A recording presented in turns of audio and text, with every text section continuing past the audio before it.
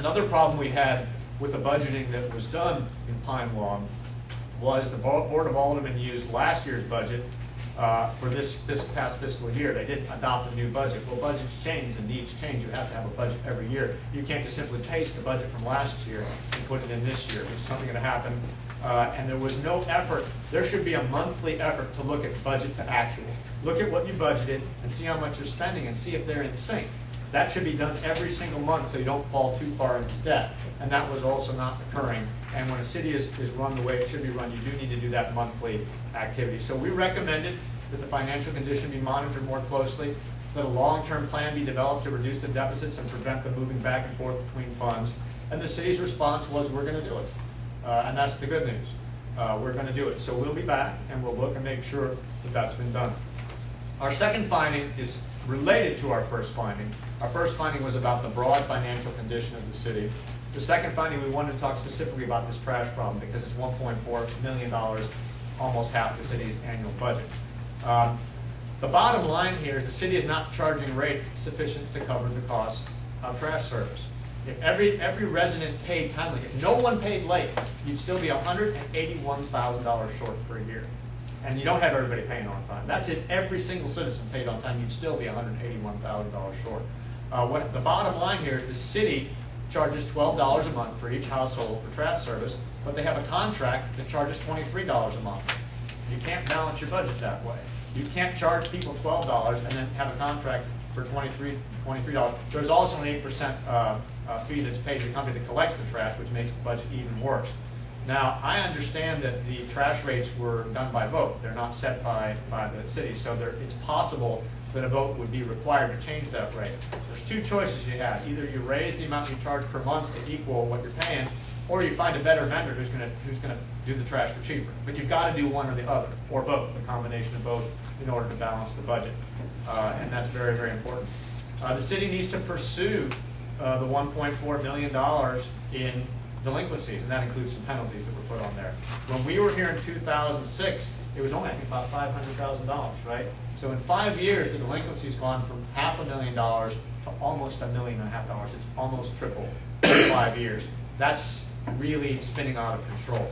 And so there are going to have to be changes made to collect those delinquencies. Otherwise, the people who are obeying the law and doing what they're supposed to are paying for the people who aren't doing what they're supposed to. So our recommendation was you've got to find a way to equal out the cost of trash with the amount people are paying and find a way to collect the past due amounts so that you can balance your budget.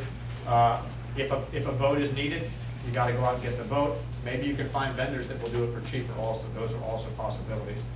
So the city was receptive to what we had to say. I don't think anybody disagreed with our findings, but that needs to be corrected or the city will not be able to provide basic services to the citizens. That was our second finding. So our first finding was the overall budget. It's a little better than it used to be, but it needs to be improved.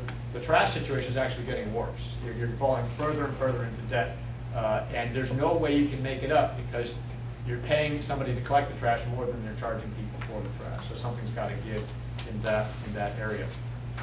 Our third finding was relative to budget procedures, overspending.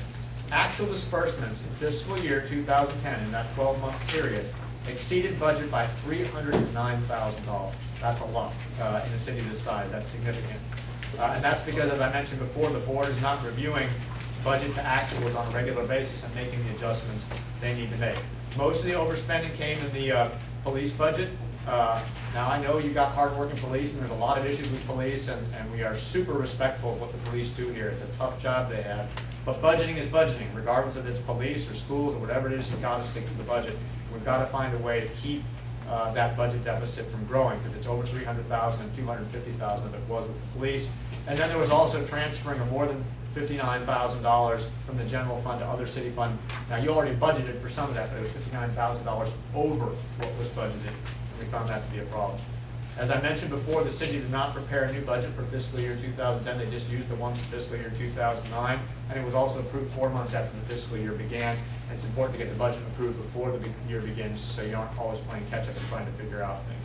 And we also found, you can read in the audits in more details, there's several requirements under state law for budgeting that were not met. Another issue we found is that the only fund that is budgeted for within the city is the general fund. There should also be a budget for the capital improvement fund, the stormwater and park improvement fund, and the trash fund, among others. So our recommendations are obvious in this situation. You review the budget to actuals on a more regular basis. You improve the monitoring of the finances, and you try to figure out a way that you're not guaranteed a budget deficit every year. We were pleased again that the board agreed with our findings and agreed to implement those findings. And we expect, and I think the board said they do that within 90 days also, and that's a good time frame, and we appreciate that. You need a little time to do that. It can't be done overnight, but you don't wait 2 or 3 or 4 years. You do it within 2 or 3 months, and I think that's fine. We had a finding relative to closed meetings. This is something now that we find in almost every petition audit that we do. It's nothing unique to Pine Lawn, but when you close a meeting, that means the public can't hear what's going on, and there are state law requirements for closing meetings. And we found, I think, 11 meetings that were closed for reasons that were not documented in the minutes, so the citizens were not able to tell, was there really a reason to go into a closed meeting? And we would expect that to be corrected. Now, again, this is very common. It happens all the time. It's nothing unusual here, but we are very, one of the things the state auditor tries to do is get as much information out to the public as possible. And when meetings are closed without documentation, there's always suspicion. Well, what were they talking about? What was going on there? That's why you have to document that very carefully. So we recommend that you pay close attention to the rules for closing meetings, and wherever possible, keep the meetings open so that everybody can participate. Let's talk about our next finding. That's relative to city procedures. These are not much different than the findings we found in 1995, in 2000, and in 2006. So we're asking this to be improved. This has been going on now for 16 years. Capital assets. You have to account for city property to make sure it's not stolen or misused. Assets are tracked by each department. It's decentralized, it's hard to follow. There should be a centralized capital asset list, whether it be computers or tables or cars or whatever it is. They all need to be tracked very carefully on a list. The city administrator's office didn't maintain its own list. They did prepare a list for us, but that needs to be kept on a regular basis. And these lists need to contain values. It shouldn't just say what the property is, it should say how much it's worth, and we need that to be done as well. And big assets, not little things, but larger assets are normally tagged, so you know exactly who it belongs to and what its value is. And that's very, very important. Physical inventory should be performed. The police department does perform those, but the rest of the city does not, and we ask the police department document them more carefully. City contracts. State law requires that city contracts over a certain value have to be in writing. And in fact, almost all city contracts have to be in writing. Right now, you paid, during the last fiscal year, I think $112,000 for attorney's fees. And cities need lawyers. I mean, there are all kinds of legal issues. We're not complaining about the fact you had to hire lawyers, but there was no written contract for the lawyer, and that's required by law. And we need to do that going forward, especially a large contract like that, $112,000. There were some smaller ones too, payroll services. You all paid $3,000 for. That needs to be documented in writing, that contract, so people can see those contracts and understand if they're appropriate. There's a Missouri statute, Missouri law, section 432. 070, which requires written contracts, and we're asking that you comply with that provision. Another important thing to make sure the city gets the most value for the money is competitive bidding where possible. If you're going to get by this table or that chair or computers or cars or whatever it is, you get multiple bids because you want competition to get the lowest price. What we found was that your own city ordinance, in fact, last time we were here, I don't think there was a written ordinance, but there is now, that says any purchase that's greater than $1,000, you have to get multiple bids to make sure you're getting the best value.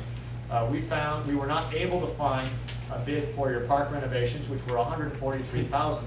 Now you have a $1,000 requirement. This is a $143,000 contract. You need to bid that out. It's important to, because maybe you could save some money. Even a 10% lower bid would have saved the city $14,000. It's a lot of money. So we also found some renovations for the police department, $6,000 were not bid out. Vehicles, $4,000. Car repair work, $7,000. Catering, $1,200. All of these things by your own ordinance and by state law are required to be competitively bid so you get your best value for the money. Now this is not an uncommon finding, but I have to say $143,000, that's a lot not to bid out. That is an uncommon finding that a contract that big occurred without competitive bidding to make sure the city gets the best price possible.